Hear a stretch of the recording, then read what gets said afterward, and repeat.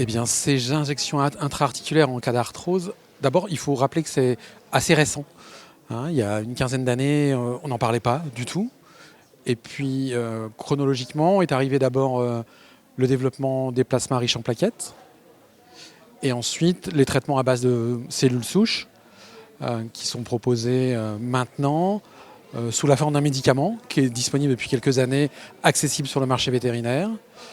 Et donc on peut considérer que ces deux grandes approches-là sont venues remplacer quelque chose qu'on évoquait il y a quelques années comme étant les injections intra-articulaires de corticoïdes ou d'acide hyaluronique qui avaient été évoqués et qui sont encore disponibles sur le marché vétérinaire, avec un niveau de preuve pour l'acide hyaluronique qui n'est pas suffisamment évident, puisqu'il a de même été retiré du marché, enfin il est non remboursé maintenant par la sécurité sociale chez l'homme.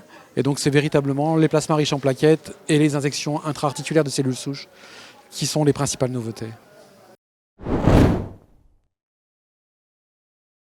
Alors parmi les points de vigilance pour les praticiens, et c'est aussi un frein évident quand on discute avec eux, c'est que ces injections, elles passent par la maîtrise du geste technique d'injection intra-articulaire. C'est pas un geste difficile du tout, c'est un geste accessible à tous les praticiens, mais c'est un geste qui est à l'origine de beaucoup de réticences, beaucoup de craintes. Alors c'est la principale chose. Ensuite, il y a veiller à ce que cette injection soit faite dans des conditions chirurgicales.